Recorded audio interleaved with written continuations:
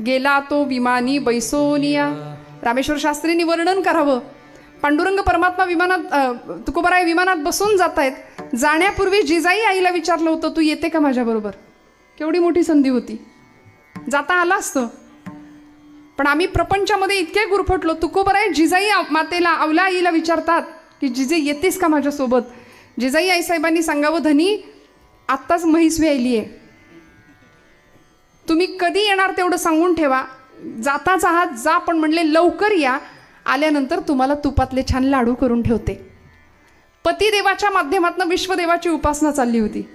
सांभाळत होत्या पतीला सुद्धा, भाळतही होत्या आणि सांभाळतही होत्या. म्हणून तिचा सांभाळ करण्याचा कैवार पांडुरंगाने घेतला होता. जिजाई आईसाहेबांवर सुद्धा पांडुरंगाचं विशेष लक्ष आणि विशेष प्रेम होतं. कारण तू माझ्या भक्ताचा सांभाळ करतीयस आणि माझ्या भक्ताचा सांभाळ करणाऱ्याला मी सांभाळणार, हे देवाचं ब्रीद आहे. निर्वाणी गोविंद असे मागे पुढे काहीच साकडे पडो नेदी. क्षणोक्षणा सांभाळितो साक्षी होतो आपुला, साक्षी होतो आपुला, साक्षी होतो. सगळ्यांकडे त्याचं लक्ष आहे बरं का. कीर्तनामध्ये कोण जागा आहे, कोण ब्रह्मानंदी टाळी लावून बसले, सगळ्यांकडे त्याचं लक्ष आहे. तुलसीदासजी म्हणतात, चीटी के पाव में घुंगरू बजे वो भी नाद श्री रघुनाथ सुने.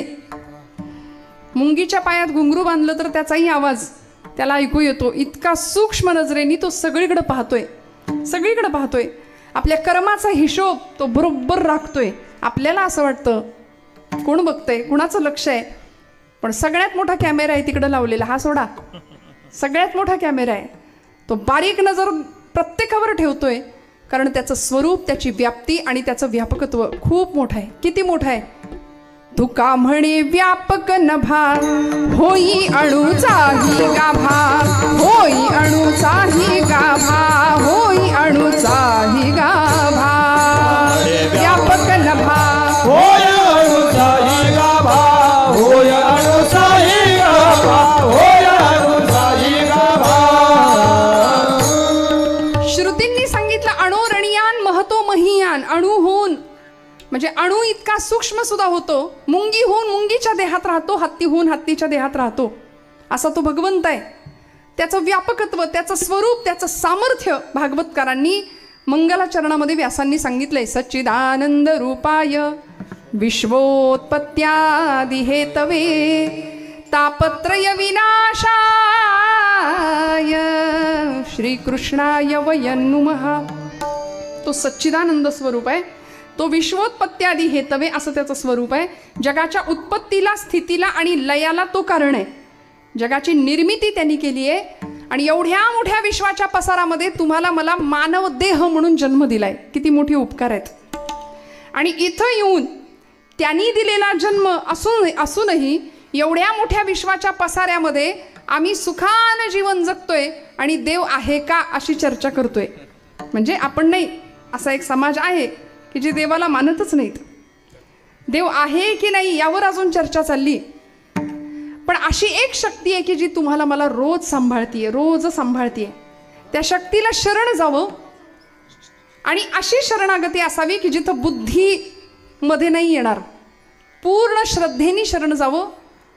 बुद्धी आम्हाला भगवंताजवळ घेऊन जातेच. बुद्धीचे वैभव अन्य नाही दुजे, एका केशवराजे सकळ सिद्धी. पण ती बुद्धी जर शरण जाणारी नसेल तर देव प्राप्त होत नाही. बुद्धी शरण जाते तेव्हा देवाची प्राप्ती होते. आज आम्ही सगळे सुखी आहोत. भगवत भक्तीवर आमचा विश्वास आहे, मारुतीरायांच्यावर आमचा विश्वास आहे. त्यांच्यासारखं दास्यत्व कुणीच नाही केलं. दास्यत्व त्यांच्या इतकं दास्यत्व, दास्य भक्तीचा परमोच्च आदर्श दुसरा कुठला नाहीये. अशा मारुतीरायांच्या सहवासात आपण आहोत. त्यांचा उत्सव आपण करताय. इतक्या उत्साहाने सगळे आपण बसलाय. मला माहिती आहे इतक्या दाटीवाटीत आपण बसलाय, आपल्याला गरम होतंय. पण तरी सुद्धा मी 12 वाजवले तरी आपण उठणार? हा, नाही उठणार, नाही उठणार. सगळ्यांचं कीर्तनात लक्ष आहे. सगळे ऐकताय. मनाची अवस्था, मनाची उपस्थिती कीर्तनात आहे ना. मी मगाशी असं म्हटलं ना, कीर्तनकारांकडून भलत्या अपेक्षा करणाऱ्यांचा संख्या जास्त वाढतीये. कीर्तनामध्ये त्यांना सगळं पाहिजे आत्ता. पण संतांनी घालून दिलेल्या या आचारसंहितेनुसार जर आपण विचार केला तर याच कीर्तनामध्ये देव भेटतो. देव कुठं जात नाही, देव इथं असतोच. कथा सुख करी, कथा मुक्त करी, कथा याची बरी विठोबाची. तुका म्हणे कथा देवाचेही ध्यान, समाधी लावून उभा असे. देव कीर्तनात असतो आणि तो समाधी लावून असतो बरं का, उभा असतो. नामदेवांच्या कीर्तनात नव्हता का हो? तिकडे चंद्रभागेच्या वाळवंटामध्ये एक टाळी झाली, सगळ्या मंडळींनी संत मांदियाळींनी जमाव केला, सगळे एकत्र आले आणि चंद्रभागेच्या वाळवंटामध्ये भक्तीचा काला केला, सामाजिक ऐक्याचा काला केला. नामदेव कीर्तन करी पुढे देव नाचे. नामदेव अभंग बोलता रंग भरला कीर्तनी. जनाबाईंनी सांगावं, कुणी चाल गायची. जनाबाईंचा अधिकार होता कीर्तनामध्ये. आज महाराष्ट्रामध्ये अनेक संप्रदायातली अनेक मंडळी महिलांनी कीर्तन करायचं की नाही या वादात अडकली आहेत. पण आमच्या जनाबाईंनी भक्तीचा अधिकार असा होता की वाळवंटा क्षेत्रामध्ये सकल संत मांदियाळी आणि जनाबाई सांगतायत, जणू काही संतांची परिषद भरली होती आणि मुख्य होत्या जनाबाई. जनाबाईंनी सांगावं, ज्ञानदेवा आता तुम्ही चाल म्हणा, एवढा अधिकार होता. त्यामुळे इथे कुणी मोठं नाही, कुणी लहान नाही. पंढरीच्या लोकांनाही अभिमान, पाया पडे जन एकमेका. प्रत्येकाच्या हृदयात राम आहे, प्रत्येकाच्या हृदयात विठ्ठल आहे. या भावनेनी जीवानी प्रत्येक जीवावर प्रेम करावं आणि मग शिवाकडचा प्रवास सुरू करावा. अपूर्ण असलेला जीव पूर्णत्वाच्या दिशेने असा उंच दिशेने गेला पाहिजे, ऊर्ध्वगामी दिशेने आमचा प्रवास झाला पाहिजे जीवनाचा. याकरता जीवनाचा खरा अर्थ कळावा. ज्याच्यामुळे आपण इथं आलोय त्याला ओळखता यावं. त्याला आम्ही ओळखतो का? पहिला प्रश्न. दुसरा प्रश्न, ज्याच्यामुळे आपण इथं आलोय त्याच्याविषयी अंतःकरणामध्ये आम्ही कृतज्ञता कायम बाळगतो का? त्याचं उत्तर असेल नाही. आपण त्याला ओळखतही नाही आणि आपल्या मनामध्ये त्याच्याविषयी बिलकुल कृतज्ञता नाही. का? कारण सांसारिक आधुनिक सुखाच्या साधनांनी आमची वखवख वाढवली आहे. सगळं पाहिजे आम्हाला, आम्ही थांबायला तयार नाही. अमुक गोष्टीवर माणूस थांबायला तयार नाही. गुंठ्यावर आम्ही कधी थांबत नाही. गुंठ्याचे एकर झाले पाहिजेत, बरोबर. बँक बॅलन्स तेवढाच चालेल का? तो वाढला पाहिजे. पहिला पै गाठी मारून बँक बॅलन्स आम्ही वाढवतोय. यंदा घर बांधलं तर 4 गज वरती अजून शिल्लक ठेवतो का? पुढं मागं वाढवू म्हणून, चढवू, अजून उंच करू. माणूस थांबायला तयार नाही. प्रपंच वाढावा असं आपल्याला वाटतं, पण परमार्थ वाढावा असं आपल्याला वाटतं का हो? विचारते आता. रोज तुम्ही 400 ओव्या ज्ञानेश्वरीच्या वाचता, रोहणकर नाही? इकडे महिला वर्ग रोज 400 ओव्या वाचतायत ज्ञानेश्वरीच्या. माझ्या मुली आहेत इथं, छान लेकी बाळी आहेत, मस्त कपाळाला मस्त छान छान टिकल्या लावत जा फक्त. विठ्ठल विठ्ठल बरं, कुंकू लावा असं मी म्हणणार नाही आता. पूर्वी होतं रुपया एवढं कुंकू असायचं प्रत्येक महिलेच्या कपाळावर, पण ते कुंकू गेलं, रुपयाचं अवमूल्यन झालं, त्यामुळं कुंकू गेलं आणि आता टिकलीनी जागा घेतली. मान्य, पण ती दिसेल अशी लावूया बरं का. आम्ही हिंदू आहोत. बरं, मी याच लेकी बाळींना नाही सांगणार, इथं असलेले माझे सगळे तरुण भावंड, मोठ्या मंडळींच्या तर कपाळाला आहेच आहे, पण अशी बरीच तरुण मंडळी आहे की ज्यांच्या कपाळाला काही नाही. आम्ही हिंदू आहोत ना, आम्ही हिंदू आहोत. आमचं कपाळ तिलकहीन आहे.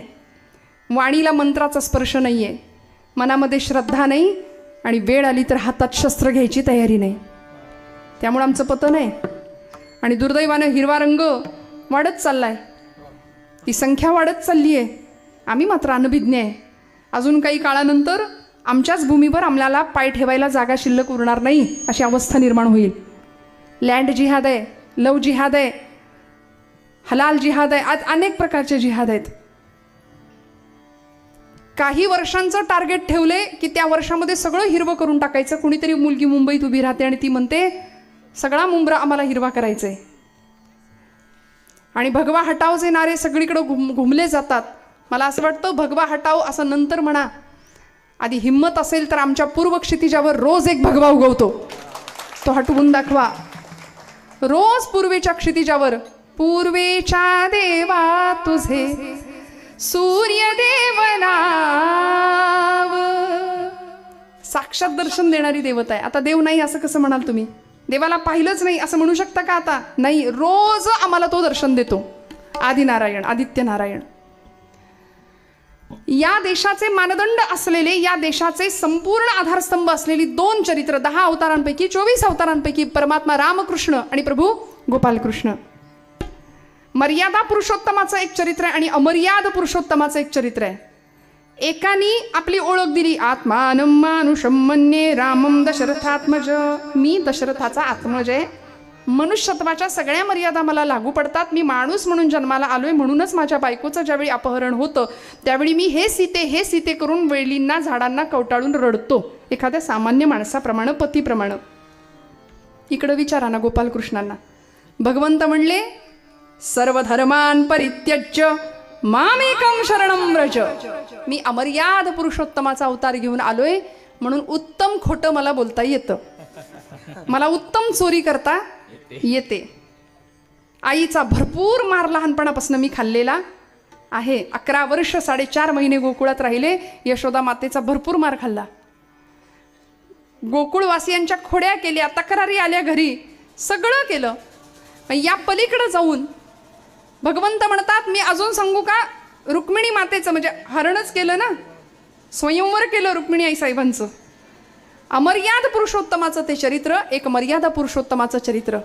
एकाचं चरित्र बाणासारखं सरळ, एक बाणी एक वचनी पररमणी जननी मानी, आणि दुसऱ्याचं चरित्र अगदी सुदर्शन चक्रासारखं गोल गोल. कितीही प्रयत्न करा बुद्धी थकते, कळत नाही देव नेमका कसा आहे, नटखट आहे. ज्याच्या उदरात अनंत ब्रह्मांडे उदरी हरी हा बालक नंदाघरी, असं वर्णन तुकोबराय करतात. त्या भगवंताला कळवता येत नाही, आकळता येत नाही, आणि तो भगवंत कळावा असा ज्यांनी ज्यांनी प्रयत्न केला त्यांना तो भगवंत कळाला नाही. मला असं वाटतं संतांच्या नंतर, बरं का, संतांच्या नंतर परमात्मा गोपालकृष्णाचं चरित्र ज्याला कळालं अशी या जगात एकही व्यक्ती नाही. आणि जर नाव घ्यायचंच झालं तर एकच, हिंदवी स्वराज्य संस्थापक छत्रपती शिवाजी महाराज. त्यांना गोपालकृष्ण कळले, म्हणूनच गनिमी कावा हे युद्धतंत्र भगवान गोपालकृष्णाकडून राजे घेतात, कृष्णनीतीचा अवलंब करतात आणि शत्रूला आपल्या तलवारीचं पाणी पाजतात. हर हर महादेव हा सैन्याचा जागर ठरतो. जय भवानी, जय शिवाजी. भवानी मातेची उपासना होते.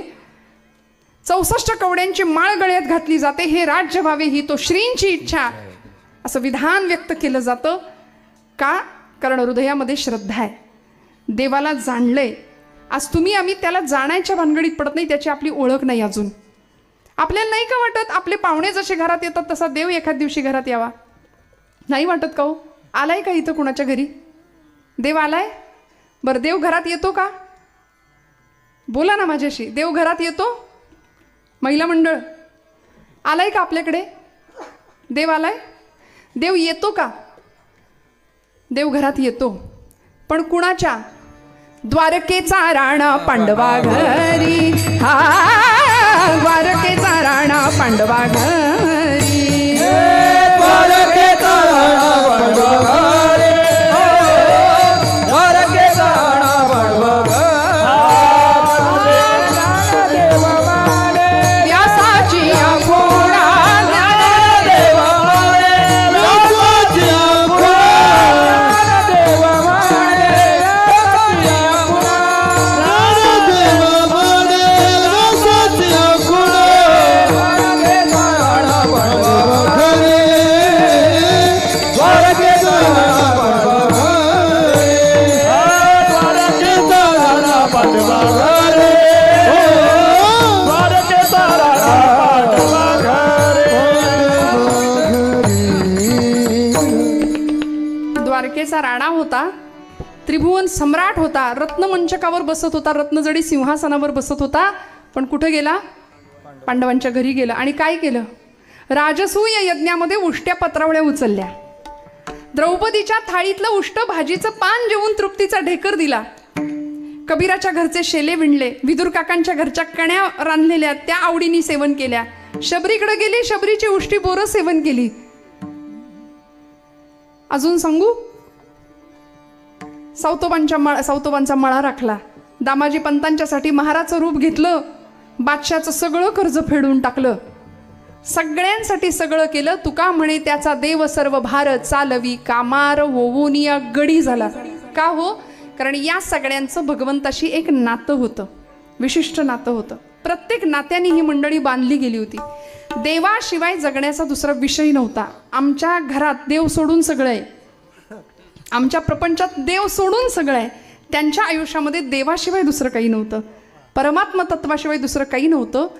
ज्ञानराज माऊली ज्यावेळी पांडुरंग परमात्म्याला पहिल्यांदा पाहतात ना, भागवतामधली कथा आहे, प्रलय काळामध्ये सगळी पृथ्वी बुडून जायला लागली, त्यावेळी एका वटाच्या पत्रावरती भगवान परमात्मा बालमुकुंद वेशामध्ये झोपले होते.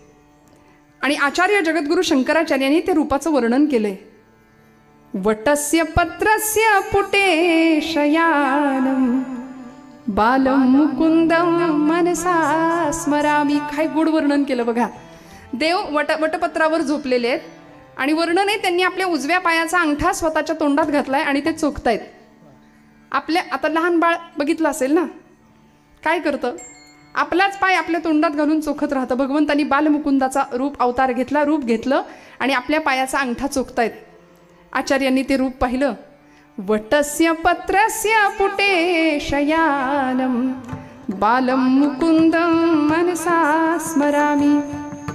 श्रीकृष्ण गोविंद हरे मुरारे हे नाथ नारायण वासुदेव, हे नाथ नारायण वासुदेव.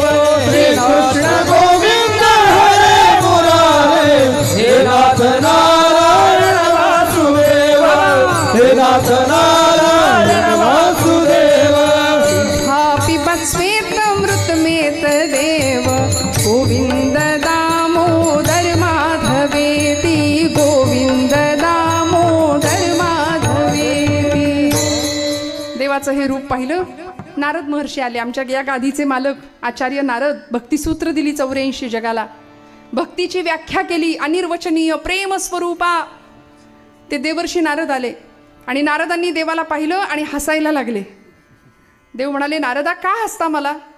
नारद म्हणले, देवा हसू नाही तर काय करू, तू अखिलकोट ब्रह्मांडाचा नायक, जगाचा बाप, शोभतय का? असं लहान बाळाचं रूप घेतलंय, तेही पायाचा अंगठा तोंडात धरून चोखत बसलाय, का बरं असं केलं? भगवंत म्हणाले, नुसतं हसू नका, मला कारण विचारा याचं का. देवर्षी म्हणाले, सांगा ना देवा, का असा अवतार का केला?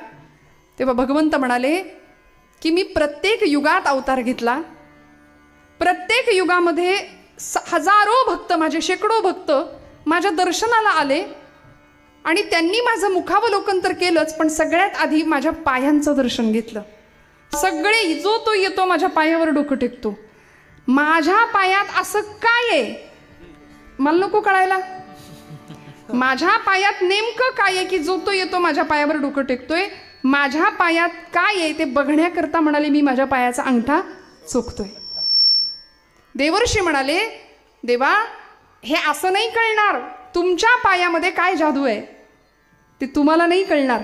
उदाहरण दिलं, कुमुदिनी काय जाणे परिमळ, कुमुदिनी काय जाणे परिमळ, भ्रमर सकळ भोगीत असे, कुमुदिनी काय जाणे परिमळ, कुमुदिनी काय.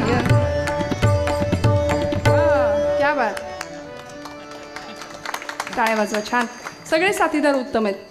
मी म्हटलं नाही, ही 7 असली तर 7 नाही तर 7.5, मग कठीण होऊन जातं सगळं. पण अत्यंत गोड असं वादन आहे. काका तर बऱ्याचदा मला या भागांमध्ये आली की साथीला असतात.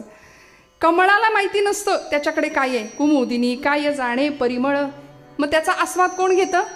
भ्रमर सकळ भोगी तसे, तो येतो आणि घेई छंद मकरंद. वा, परिसोडी मकरंद घेई छंद.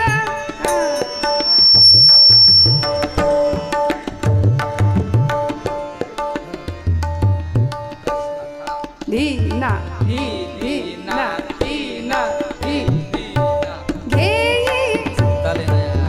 मकरंद घेई छंद, मकरंद घेई छंद,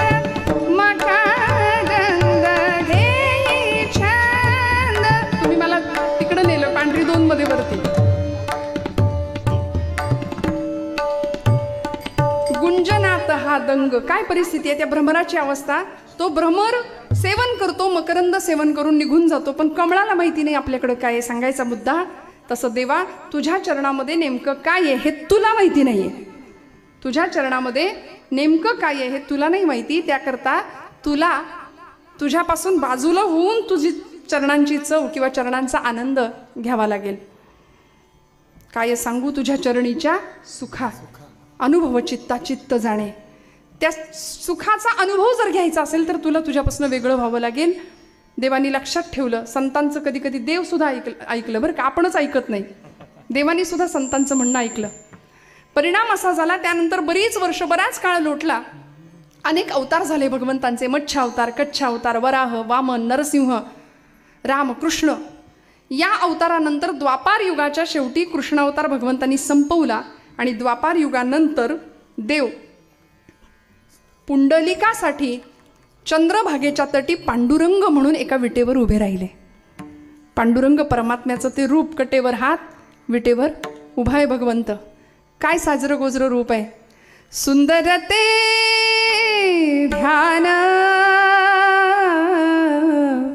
उभे विटेवरी, सुंदर ते ध्यान उभे विटेवरी, सुंदर ते ध्यान उभे विटेवरी, सुंदर ते ध्यान उभे विटेवरी. करकटेवरी ठेवूनिया, करकटेवरी ठेवूनिया, करकटेवरी ठेवूनिया, करकटेवरी ठेवूनिया, तुळशी हार गळा कासे पीतांबर, तुळशी हार गळा कासे पीतांबर, करकटेवरी ठेवूनिया, करकटेवरी ठेवूया, करकटवरी ठेवूया, करकटवरी ठेवूया, तुळशी हार गळा कास पीतांबर, तुळशी हार गळा कास पीतांबर. कृष्णमूर्ती होय गे, कळो आली सोय गे, प्राणाचाही प्राणू पाहता सुख सांगो काय गे, तुळशी माळ गळा गे, कस्तुरीचा टिळा गे. किती गोड आहे देव. आणि त्या देवाला पाहिलं, देव असे उभे राहिले आणि आपणच अवतार घेतला. कुठे? गोदा तटाला विठ्ठलपंत आणि आई रुक्मिणीच्या पोटी माऊली ज्ञानेश्वरांच्या रूपाने अवतार झाला. महाविष्णूचा अवतार सखा माझा ज्ञानेश्वर, साक्षात महाविष्णू ज्ञानोबराय रूपाने जन्माला आले.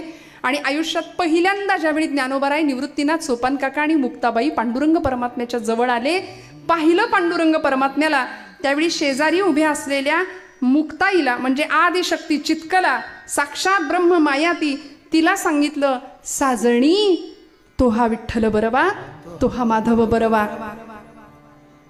रूप पाहता लोचनी सुख झाले गे साजणी, तो हा विठ्ठल बरवा, तोच तो जो खरं तर ज्ञानोबरायांनी स्वतःच्या आत्मप्रचितीचा प्रत्यय घेतला की ज्या काळामध्ये वटपत्रावर पहुडलेलो तो मीच आज वेगळा होऊन माझ्या चरणांची चव चाकतोय, आज वेगळा होऊन माझ्या चरणाकडे पाहतोय. त्यामुळे साक्षात महाविष्णू स्वरूपातले ज्ञानोबराय, साक्षात महाविष्णू असलेले तुकोबराय, तुका विष्णू नाही तुझ्या म्हणे रामेश्वर भट्ट द्विजा, ही प्रचिती दिली.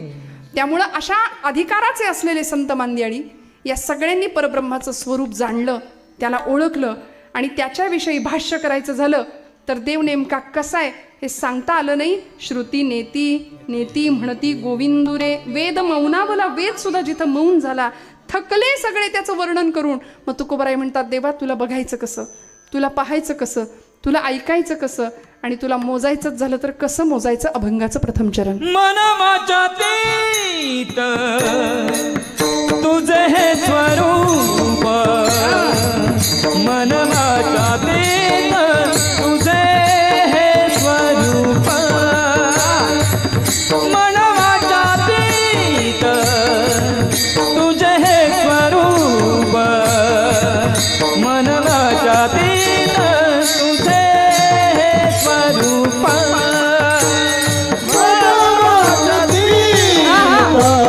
तुझे हे स्वरूप मनवाच्या तीत तुझे स्वरूप मनवाच्या तीत तुझे स्वरूप मनवाच्या तीत तुझे स्वरूप भक्ती केले म्हणून भक्ती केले म्हणून भक्ती केले म्हणून भक्ती केले भक्ती केले म्हणून भक्ती केले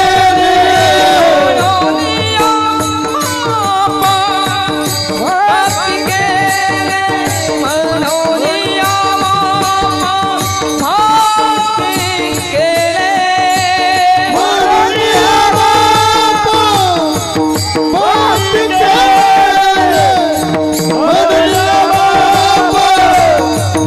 भक्ती केले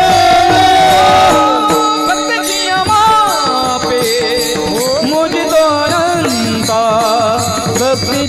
मापे मोजी तो अनंता भक्तीची मापे मोजी तो अनंता भक्तीची मापे मोजी तो अनंता भक्तीची मापे मोजी तो अनंता भक्तीची आमापे मोजी तो अनंता भक्तीची आमापे मोजी तो अनंता भक्तीची आमापे मोजी तो अनंता भक्तीची आमापे मोजी तो अनंता अनंता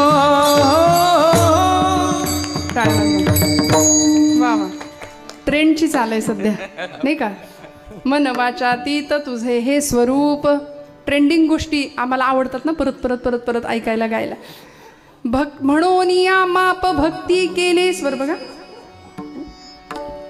भक्तीची या मापे मोजितो अनंता इतराने तत्वता न मोजवे मन वाचातीत तुझे हे स्वरूप आ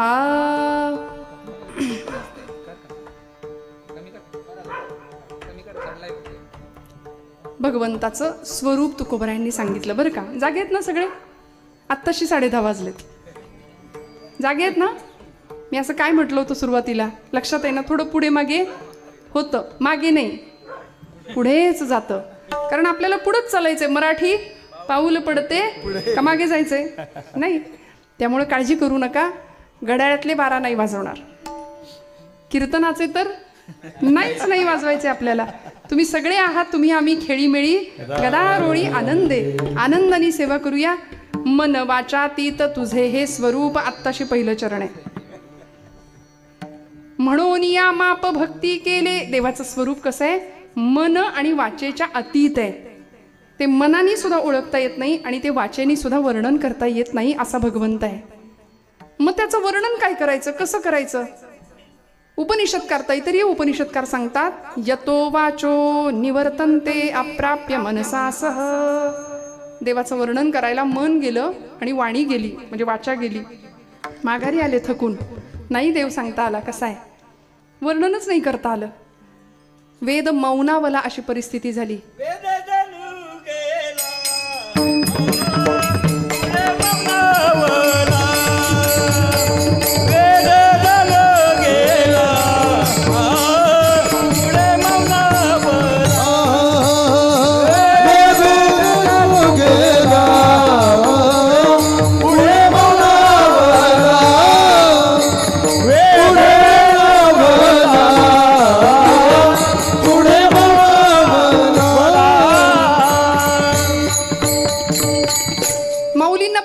काढला. तुझं सगुण म्हणू की निर्गुण रे, सगुण निर्गुण एकू गोविंदू रे. तुझं स्थूल म्हणू की सूक्ष्म रे, स्थूल सूक्ष्म एकू गोविंदू रे. अनुमाने ना श्रुती नेती नेती म्हणती गोविंदू रे. आम्हाला कळतच नाही भगवंता तू कसा आहे, पण सगुण निर्गुण आम्ही एकातच पाहतो, पांडुरंग परमात्म्याच्या रूपामध्ये, गोविंदाच्या रूपामध्ये. तुकोबराय म्हणतात देवा तुझं स्वरूप आम्हाला कळत नाही. मन वाचातीत तुझे हे स्वरूप. मग आम्ही काय केलं माहिती आहे, तुला मोजायचा प्रयत्न केला. तू दुसऱ्या कुठल्याच साधनाने मोजला जात नाही हे आमच्या लक्षात आलं, म्हणून या माप भक्ती केले. आता फक्त भक्तीच्या जोरावर आम्ही तुला मोजले. तुला मोजायचंय मग आम्ही अनेक प्रकारची मापं वापरली. तुला जाणायचे अनेक प्रकारची साधनं वापरली, योग याग तप अनेक प्रकारचं साधन आम्ही वापरलं. पण आता का सयाने पूजा करू केशीराजा. मला तुझी पूजा कशी करायची कळत नाही. मग आता मी तुझी नामानी पूजा बांधली. धूप दीप नाम कृष्ण हरी असं वर्णन केलं. मी तुझी पूजा नामानी बांधली. मी तुला भक्तीच्या मापाने मोजायला निघालो, म्हणून या माप भक्ती केले. बघा, भगवंताला जाणायचं असेल तर एकमेव साधन आहे भक्तीचं. देव अन्य कुठल्याही साधनाने मोजला जात नाही, जाणला जात नाही. चोखोबाराय रोज देवाच्या पायरीवर बसायचे, रोज. 750 वर्षापूर्वीचा काळ. पण देवानी केवढी मोठी जागा देऊन ठेवली आज. आधी त्याचं दर्शन घ्या मग माझ्याकडे या. देव असं स्थान देतो ना भक्ताला. भक्तीच्या जोरावर देवाला मापलं, भक्तीच्या जोरावर देवाला आपलंसं केलं. देव रोज तिथं जाऊन बसायचे पायरीवरती. लोक हाकलून द्यायचे, चोख्या अरे विटाळ झाला रे, तुझी सावली पडली देवावर, चल हट बाजूला हो म्हणून. कितीतरी मार खायचे चोखोबा. चंद्रभागेच्या तीरावरती चंद्रमौळी झोपडी बांधून राहायचे. पण तरी सुद्धा सतत पांडुरंग, भक्तीच्या सागरी प्रेमाचा तरंग फुले अंतरंग चोखोबाचे. बहु भुकेला झालो. किती आनंद व्हायचा. जोहार मागत पांडुरंगाजवळ जायचे. बहु भुकेला झालो, बहु भुकेला झालो, बहु भुकेला झालो, बहु भुकेला झालो, बहु भुकेला झालो, बहु भुकेला झालो, बहु भुकेला झालो, बहु भुकेला झालो. तुमच्या पुष्ट्यासाठी आलो, पुष्ट्यासाठी आलो, तुमच्या पुष्ट्यासाठी आलो, पुष्ट्यासाठी आलो, तुमच्या पुष्ट्यासाठी आलो. मायबाप जोहार, मायबाप जोहार, जोहार मायबाप जोहार, जोहार मायबाप, जोहार मायबाप, जोहार मायबाप जोहार, जोहार मायबाप जोहार. तुमच्या महाराचा मी महार, तुमच्या महाराचा मी महार, तुमच्या महाराचा मी महार. मायबाप जोहार, मायबाप जोहार, जोहार मायबाप जोहार, जोहार मायबाप, जोहार मायबाप, जोहार मायबाप जोहार. जोहार घाला बा, जोहार मायबाप जोहार. पण तरी सुद्धा लोकांनी हाकलून द्यावं, अनेक प्रकारचा अनन्वित असा अत्याचार सहन करावा. पण तरी सुद्धा ज्यांच्या अंतःकरणामध्ये नवे हाडा मासात देव भिनला होता. मंगळवेड्याच्या गावकुसवाच्या तटबंदीचं काम झालं. त्या कामात कामगार म्हणून चोखोबा गेले होते. अपघात झाला, गावकुस अंगावर कोसळला, असंख्य कामगार मेले, त्यात चोखोबा गेले. पांडुरंग परमात्म्याने नामदेवरायांना दृष्टांत दिला, नामदेवा माझ्या चोखोबांच्या अस्थी गोळा करून आणा. असंख्य कामगार गेलेत. नेमक्या चोखोबांच्या अस्थी ओळखायच्या कशा. पांडुरंग परमात्मा सांगतात की ज्या अस्थीला हात लावशील आणि ज्या अस्थीच्या मुखात, ज्या अस्थीमधून विठ्ठल विठ्ठल असा ध्वनी येईल ती माझ्या चोखोबाची आहे असं समज आणि जवळ घे. अस्थी उचलायची, कानाला लावायची, विठ्ठल विठ्ठल ध्वनी आला जवळ ठेवायची. अस्थी उचलायची, कानाला लावायची, आवाज नाही आला फेकून द्यायची. अशा सगळ्या अस्थी गोळा केल्या चोखोबांच्या. काय अधिकार असेल बघा ना. हाडात सुद्धा भगवंत नाम मुरलं होतं. परा पश्चती मध्यमा आणि वैखरी असं करता करता वैखरीने घेतलेलं नाम मुरत मुरत झिरपत झिरपत परावाणीपर्यंत जाऊन पोहोचलं. परेहून परते घर तेथे राहू निरंतर ही अवस्था निर्माण झाली. आणि चोखोबांच्या अशा अस्थी गोळा केल्या. त्या अस्थी स्वतः नामदेवरायांनी पांडुरंगाकडे दिल्या. मी माझ्या पदरचं नाही सांगत, नामदेवराय सांगतात त्या चोखोबांच्या हस्ती भगवंतांनी आपल्या अशा पितांबरात घेतल्या आणि देवानी आपल्या समोर चोखोबांची समाधी स्वतः नामदेवरायांच्या करवी नामदेवरायांच्याकडून देवानी ती समाधी बांधून घेतली. इतकं स्थान दिलं, इतकं स्थान. अष्टमहासिद्धी ओळगतीद्वारी नवजती दुरी दवडिता. का? कारण देवाला मोजलं, देवाला आपलंसं केलं. कशाच्या बळावर? म्हणून या माप भक्ती केले. देवाला मोजायचं असेल तर माप तसंच पाहिजे, नाही का? सोनं मोजताना पाहिलंय का? सोनं महिला मंडळ तुम्ही जाग्यात सगळ्या. आमच्या जनाबाई किती छान ओव्या गायच्या. त्यांनी देवाला भक्तीच्या जोरावर जवळ केलं. म्हणजे जनाबाईंचा अधिकार एवढा मोठा होता की पांडुरंगाला आवाज द्यायच्या. बरं नुसता आवाज नाही, अरे विट्या मुळं मायेच्या कार्ट्या म्हणायच्या. पुढचं नको बोलायला इथं. बरं जनाबाईचे अभंग देवानी लिहून घेतले, ते दुसऱ्या कुणी नाही लिहिले, देव बसले लिहायला. जनाबाई सांगतायत एवढा अधिकार होता. सुंदर आवाजामध्ये ओव्या गाव्यात आणि जनाबाईंना बोलवावं, जनाबाईंनी भगवंतांना बोलवावं. आमच्याही देवात, आमच्याही घरात देव येईल, आमच्याही आयुष्यामध्ये देवाचा प्रवेश होईल. पण आम्ही आमच्याच आयुष्याने इतके त्रस्त झालोय, हैराण झालोय, मनस्ताप आहे आम्हाला सतत. बघा बरं एकमेकांचे चेहरे जरा. कसं आहे, माणसं कपड्याला इस्त्री करतात इथपर्यंत ठीक आहे, चेहऱ्याला पण करायला लागली आहे की नाही? खरं सांगा, कुणाशी बोलायचं नाही, कुणाच्या घेण्यात नाही, देण्यात नाही. अहो दुःख कुणाला नाही आहे आयुष्यात? सगळ्यांना आहे, सगळ्यांना दुःख आहे. घटा घटाचे एकाच मातीपासून बनलेले 2 घट आहेत, आहे की नाही? पण 2 घटाचं नशीब वेगळं आहे. ऐका, एका घटामध्ये गाईचं पवित्र लोणी पडतं आणि दुसऱ्या घटात अग्निसंस्कारासाठी लागणारा अग्नी पडतो. जर एकाच मातीपासून बनलेल्या 2 मडक्यांचं नशीब वेगळं आहे तर आम्ही मडकी काय कामाची? आमचंही तेच आहे ना. हा देह पंचभौतिक आहे, हा घटापासूनच बनलेला आहे, घटाकाशच आहे. घटा घटाचे रूप आगळे, प्रत्येकाचे दैव वेगळे. मग आता तुझ्या विना ते कोणा नकळे, मुखी कुणाच्या पडते लोणी, कुणामुखी अंगार. म्हणा तू वेडा कुंभार विठ्ठला, तू वेडा कुंभार. लय खेचू नका.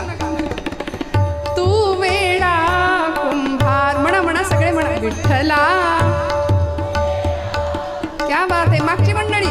विठ्ठला क्या बात आहे. वा वा.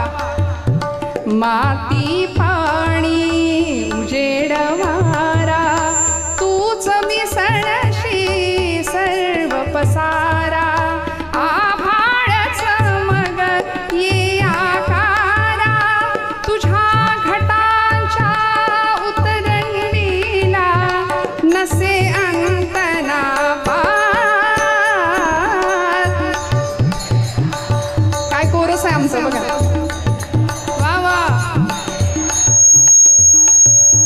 फिरत्याचा कावरती देसी, मातीला कार विठ्ठला. तू वेडा कुंभार विठ्ठला, तू वेडा कुंभार विठ्ठला, तू वेडा कुंभार. मग प्रतिकूलता कुणाला नाही? सगळ्यांना होती. सगळ्यांना प्रत्येकाची नशीब वेगळी आहेत. रामांना नाही चुकलं, कृष्ण परमात्म्याला नाही चुकलं, देवदेवतांना नाही चुकलं, संतांना नाही चुकलं. मग म्हणून भक्ती करायची टाळली का? टाळली का? नाही. मारुतीरायांकडे बघूया. भक्तीचा अत्युच्च आदर्श होता. रामायणातनं मारुती हे नाव काढून टाकलं तर काही अर्थ शिल्लक राहत नाही, काही नाही राहत. सगळं मारुतीरायांनी, सगळं किती दास्यत्व पत्करावं. शेवटी प्रसाद मिळण्याची वेळ आली, त्यावेळी प्रसाद मिळावा प्रभूंच्या हातातनं राज्याभिषेकाच्या वेळी, म्हणून मारुतीराय समोर उभे होते. पण देवाला प्रश्न पडला होता की याला मी काय देऊ, माझ्याकडे याला द्यायला काहीच नाही. एवढी मोठी यादी बनवली होती लक्ष्मण महाराजांनी, सगळ्यांची नावं वाचली. नळ, नीळ, जांबुवंत, सुग्रीव, अंगद, सगळ्यांची नावं होती. जे स्वातंत्र्य चळवळीत नव्हते त्यांची नावं होती या लिस्टमध्ये. पण प्रसाद मारुतीरायांना कसं काही नाही, लिस्टमध्ये नावच नाही. सगळ्यांना वाटलं होतं मारुतीरायांना पहिला प्रसाद मिळणार, हनुमंतरायांना, पण नव्हतं. शेवटी रामांनी मान खाली घातली आणि मारुतीराय असे उभे होते, मला मला आता बघतील आणि मला प्रसादाला हाक मारतील. देवा, मला तुमच्या पायाखालची चुरगळलेल्या फुलाची पाकळी दिली तरी चालेल, पण मला प्रसाद द्या म्हणाले. मारुतीरायांनी जसं पाहिलं तसं रामांनी मान खाली घातली. मारुतीराय म्हणले, माझ्या देहाकडे तुम्हाला बघावंसं वाटत नाही, मी जातो म्हणाले. जगून तरी काय करू. निघाले. तेवढ्यात आईसाहेबांनी हाक मारली, मारुते इकडे या म्हणाले. उड्या मारत आनंदाने गेले. म्हणले, बाप विसरला पण माझी आई नाही विसरली. मग आईच्या बाजूला बसले. वशिला तिकडचा मजबूत असतो. तुकोबरायांनी सुद्धा वेळोवेळी तोच वशिला लावलाय बघा, लक्ष्मी वल्लभा. त्याचं नाव घेण्याआधी लक्ष्मी वल्लभा, दीना अनाथा पद्मनाभा सुख वसे तुझे पायी असं म्हणाले. तुकोबरायांचा वशिला कुठे होता? रखुमाईच्या वरा सोयरिया असं जायचं. ते म्हणायचे इकडून गेलो की काम लवकर होईल, कारण घराघरातला नियम आहे, त्यांच्या शिवाय काही चालत नाही. ऐकायला लागतं की नाही तुम्हाला, मी आहे म्हणून. खरं आहे ना, इकडची मंडळी बरोबर आहे ना. पण त्यांनी म्हणायची वाट कशाला बघता, उगीच तुम्हीच म्हणा ना, तू आहेस म्हणून बाई सगळं चाललंय. तुम्ही म्हटला तर किती आनंद आहे. प्रत्येक घरात लक्ष्मीचं स्वरूप आहे ना. मारुतीरायांनी जानकी आईच्या जवळ जावं, बसावं. आईसाहेबांनी गळ्यातला हिऱ्यांचा कंठा जो प्रभूंनी दिला होता भेट, तो दिला मारुतीरायांकडे. प्रत्येक रत्नातनं देव दिसत होता, सीतामाई दिसत होत्या. आनंद झाला, उड्या मारत गेले. थोड्या वेळाने ते सगळं फोडलं, कळालं बाहेर आत आल्यानंतर एका पहारेकऱ्याकडून. तेव्हा आईसाहेबांनी बोलवून घेतलं, मारुते तुला गळ्यातला हार दिला, तू फोडून टाकलास, मग करू काय म्हणले. त्याच्यात माझा राम नाही, त्याच्यात राम नाही आहे. मग तुझ्यात आहे का रे राम? म्हणाले, हो आऊसाहेब, आईसाहेब माझ्यात रामच काय, तुम्ही सुद्धा आहात म्हणे. छाती विदीर्ण केली आणि जगाला दर्शन दिलं नाही का. श्रीराम जानकी बैठे मेरे सीने में, श्रीराम जानकी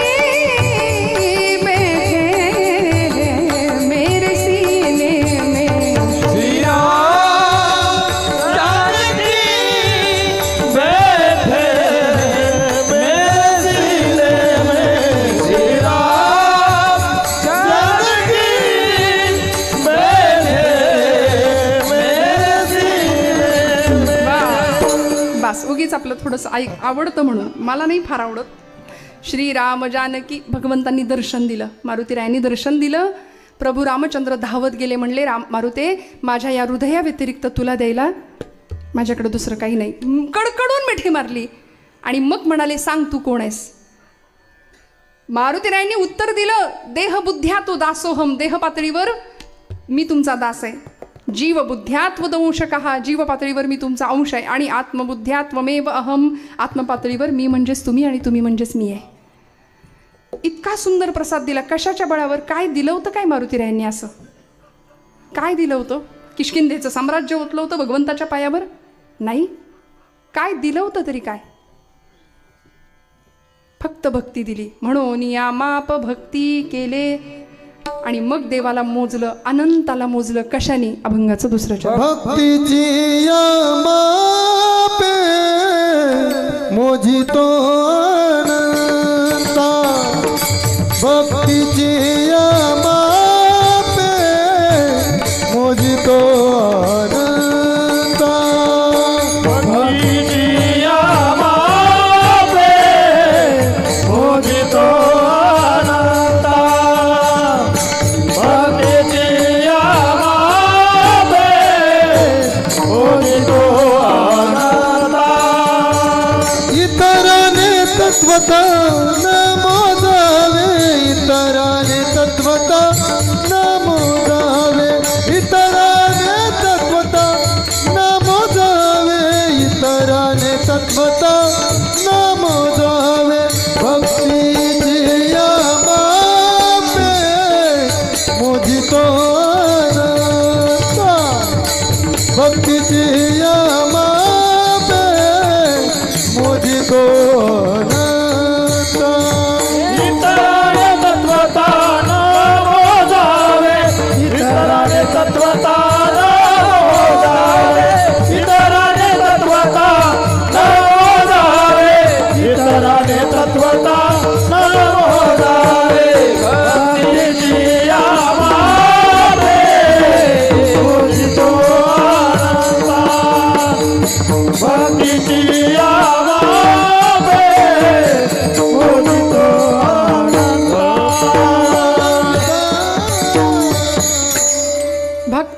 मापे मोजितो अनंता इतराने तत्वता न मोजवे. तुकोबराय सांगतात, देवा तुला मोजण्याकरता मी माप वापरलं भक्ती नावाचं, भक्तीचं माप.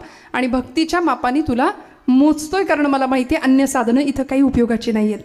तुला मोजायचं असेल तर व्याधस्याचरणं ध्रुवस्य च वयोर विद्या गजेंद्रस्य का जातिर्विदुरस्य यादवपतेर उग्रस्य किं पौरुषम कुब्जायाः कमनीय रूपमधिकं किं तत्सुदाम्नो धनं भक्त्या तुष्यति केवलं न च गुणैर्भक्तिः प्रिय श्रीपतिः. मग भक्तीच्याच मापाने देव मोजला गेला. देवाने विशिष्ट गुणांना लक्ष नाही दिलं, जात नाही बघितली, कुळ नाही पाहिलं, काही नाही पाहिलं. व्याधांचा आचार काय होता तरी कृपा केली. ध्रुवस्यच वयोर, ध्रुवाचं वय काय होतं? लहान बाळावर देव कृपा करतो, मोठ्या माणसावरच देव कृपा करतो असं म्हणायचं का? नाही, 5 वर्षाच्या लेकरावर पूर्ण कृपा केली. विद्या गजेंद्रस्य का, गजेंद्र मोक्षाची कथा आपल्याला माहिती आहे भागवतातली. काय विद्या होती त्याच्याकडे, पण नाही, पशुकुळात होता, पशुयोनीतल्या त्या पशुवर सुद्धा पूर्ण कृपा केली भगवंतांनी. का जातिर्विदुरस्य यादवपतेर उग्रस्य किं पौरुषम. विदुरांची जात काय होती? जात बघून देवानी कृपा केली का? दासीपुत्र असलेल्या विदुरांवर पूर्ण कृपा केली. पराक्रम बघून देव कृपा करतो असं म्हणावं तर उग्रसेन यादवांचं पौरुष काय होतं? कंसानी, म्हणजे कंसाचा पिता होता ना उग्रसेन, कंसानी आपल्याच बापाला कैदेत टाकलं आणि स्वतः सिंहासनावर अभिराज्य करायला लागला आणि अनन्वित अत्याचार जनतेवर झाले.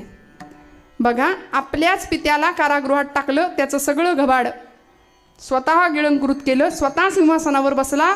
आजच्याही काळात आपल्या आईबापाला वृद्धाश्रमात टाकून सगळं सांभाळणारे, सगळं स्वतःच्याच घशात घालणारे आजचे सुद्धा कंसच असते. त्यांचेच सगळे वंशज म्हणायला पाहिजे की नाही. हिंदू धर्माची शोकांतिका आहे, वृद्धाश्रमांची संख्या हिंदू धर्मातलेच लोकांची वाढतीये, तिकडे नाही वाढत. त्यांना त्यांचे आई वडील जड होत नाही. आमचा प्रॉब्लेम आहे, कारण आमच्या अंतःकरणात भक्तीचा झरा नाही आहे. काय पौरुष होतं? उग्रसेन यादवांवर कृपा केली. म्हणजे वर्णन केलंय, मल्लयुद्ध खेळलं कंसाबरोबर. कृष्णाचा आदेश किंवा कृष्णाचा आदर्श आमच्या लेकरांनी का घ्यायचा? रामाचा आदर्श का घ्यायचा? मन, मनगट आणि मेंदू सगळं बळकट केलंय. सगळं आमच्या तरुणाईला कळायला पाहिजे ना. आतमध्ये व्यसन टाकलं या उपकरणात, शरीर नावाच्या, की ते त्या क्षणी गंजायला सुरुवात होते. पण आम्हाला कळत नाही, आम्हाला कळत नाही. व्यसनाधीन भोगवाद आणि चंगळवाद या सगळ्याच्या मागे धावणारी आमची पिढी पाहिली की वाईट वाटतं. आम्ही ज्या देवभूमीत राहतो, धन्यभूमी पुण्य देश जेथे वैष्णवांचा वास, अशी भूमी आहे आपली. हे राष्ट्र देवतांचे, हे राष्ट्र प्रेषितांचे अशी भूमी आहे आपली. जिथं भगवान गोपालकृष्णांनी अर्जुनाला भगवद्गीता सांगितली ती भूमी पराक्रमाची भूमी आहे आपली, शौर्याची, धैर्याची, वीरतेची भूमी आहे. आणि इथे या भूमीमध्ये आम्ही सगळे जन्माला आलोय ना, मग आम्हाला कळलं पाहिजे, आम्हाला कळलं पाहिजे. भगवान गोपालकृष्ण उग्रसेन यादवाला, म्हणजे कंसाला संपवलं, त्यांच्याशी मल्लयुद्ध खेळलं, कंस संपला. आम्हाला सुद्धा शाळेमध्ये आमचे शिक्षक सांगायचे, आता इथं इंग्लिश मिडियम आहे, मराठी मिडियम आहे, मला माहिती नाही मुलं कुठल्या संख्येची, कुठल्या संख्येने आहेत बऱ्यापैकी. हा, गणित सोडवायचं असेल तर आधी काय करावं लागतं? गणित सोडवायचं असेल तर आमचे गुरुजी आम्हाला सांगायचे की आधी कंस सोडवायचा असतो. लहानपणी कंस सोडवला की गणित पटकन सुटतं. आधी कंस सोडवायचा. म्हटलं बरोबर आहे, कृष्णाने पण तेच केलं होतं. आधी कंसाला सोडवलं, त्याला मुक्त केलं आणि मग पुढची गणितं आपोआप सुटत गेली. भगवान गोपालकृष्ण उग्रसेन यादवांवर पूर्ण कृपा केली. कुब्जा काय होतं? सौंदर्य होतं, पण नाही. 3 ठिकाणी वक्र असलेली कुब्जा, पण तिच्यावर कृपा केली भगवंतांनी. मथुरेत गेल्याबरोबर तिच्याकडे पाहिलं, हे सुंदरी म्हणून हाक मारली. ती रडायला लागली, देवा सगळी मथुरा मला कुरूप म्हणते, कुब्जा म्हणते, आणि तू मला अशी हाक मारतोस. भगवंतांनी तिला असं धरलं, खांद्याला हात लावला, आपल्या उजव्या हाताने तिच्या उजव्या पायाच्या अंगठ्यावर असा दाब दिला आणि कट कट कट 3 ठिकाणी आवाज आले. 3 ठिकाणी वक्र असलेली कुब्जा सरळ झाली आणि सांगितलं, भारतीय संस्कृतीने आत्म्याच्या सौंदर्याला जास्त महत्त्व दिलंय, बाह्य सौंदर्याला नाही. त्यामुळे आम्ही बाह्यरंग जास्त बघतो, आंतरिक सौंदर्य आम्ही पाहत नाही. आंतरिक सौंदर्य कसं असतं ते जेव्हा कळावं तेव्हा आम्हाला जगण्यातला खरा आनंद घेता येईल. भगवंत काही बघत नाही. भक्तीची या मापे मोजितो अनंता इतराने तत्वता न मोजवे. देवाला मोजताना माप लागतं. तसंच मी विचारलं होतं, सोनं आपण मोजताना पाहिलंय का? सोनं, सुवर्ण कशी तजवीज असते. सोनं मोजताना अत्यंत खबरदारीने तो सोनार किंवा तो दुकानदार मोजत असतो सोनं.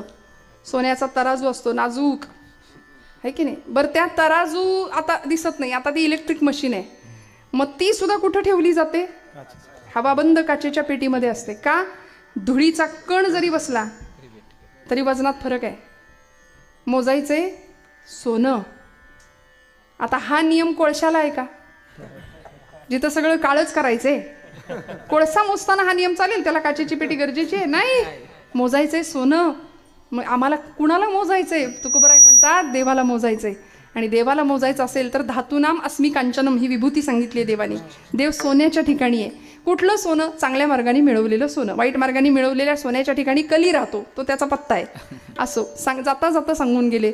पुढे भक्तीची या मापे मोजितो अनंता इतराने तत्वता न मोजवे. दुसऱ्या मापानी देव मोजला जात नाही. मग आपल्या हातात आहे. आता देव आपल्याकडे येईल, देव आपल्या हृदयात येईल. फक्त त्याकरता जरा असं घुसळावं लागेल. कशाचं घुसळण करायचं? दह्यामध्ये दुधामध्ये लोणी आहे का? बोला ना महिला मंडळ. संपणार आहे माझं कीर्तन वेळेत, काळजी करू नका. दुधामध्ये लोणी आहे का? रागवल्यात माझ्यावर? दुधात लोणी आहे. मी तुम्हाला इतकं छान गायला लावलं, टाळ्या नाही वाजवल्या का? वाजवा बरं टाळ्या सगळ्यांनी एकदा. किती छान गायलं तुम्ही मगाशी, मस्त गाणं गायलं.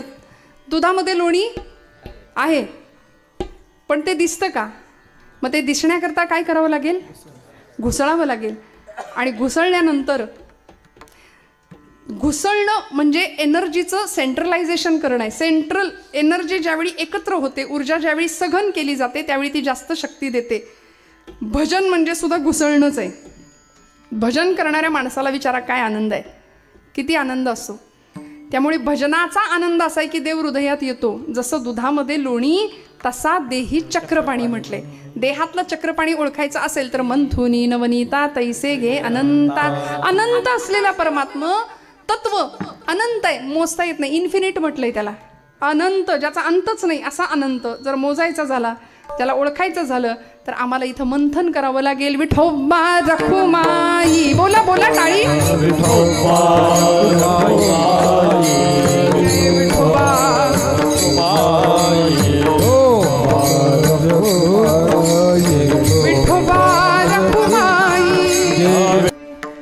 या हारांसमोर मी कायम हार घेते.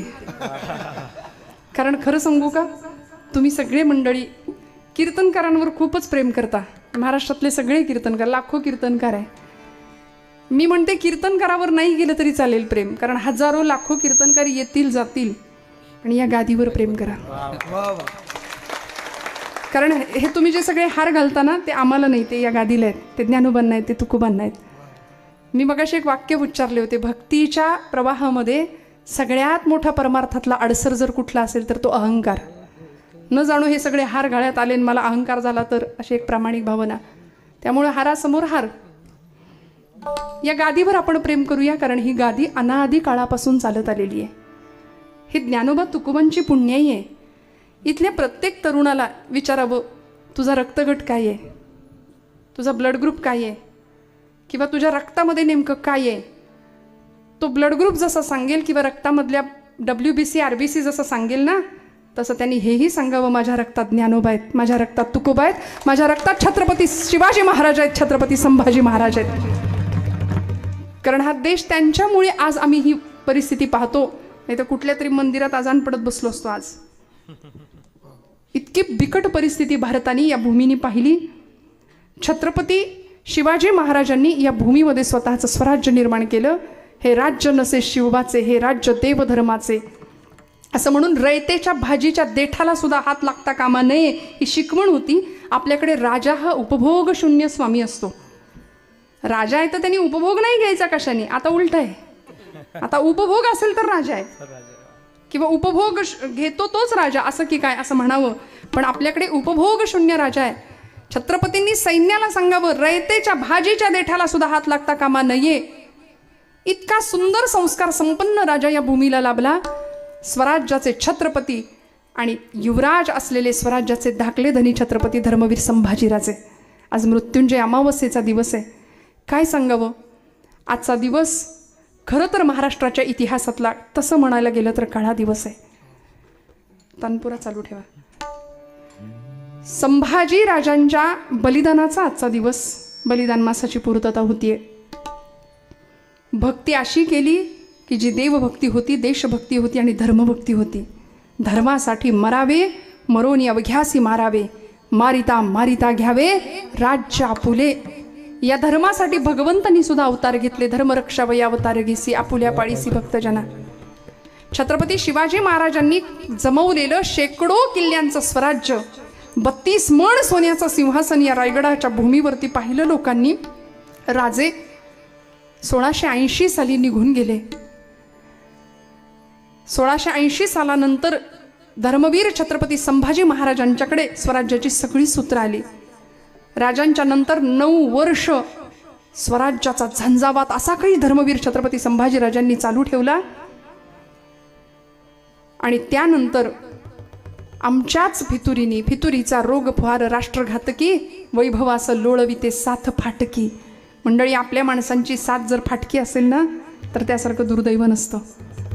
जुन्या काळात चित्रपट, त्या ब्लॅक अँड व्हाईट टी व्हीवरती जुन्या मंडळींना माहिती आहे गाणं लागायचं बातम्यांच्या आधी, आमची माती आमची, ऐकलं. मग म्हटलं आमची माती आमचीच माणसं करतायत, नाही कळलं? आमची माती आमच्याच माणसांनी केली, ही खरी गोष्ट आहे, परक्यांनी नाही. सावरकर म्हणायचे मला हिंदूंपासून भीती, मला हिंदू पतन होत आहे किंवा हिंदू धर्माची भीती, हिंदू धर्म डबघाईला जातोय याची भीती मला हिंदूंपासूनच आहे जास्त, मुस्लिमांपासून नाही आहे, ख्रिश्चनांपासून नाही आहे. हिंदुद्वेष्ट्या हिंदूंची मला जास्त भीती आहे म्हणाले, हिंदू धर्माचं पतन व्हायला.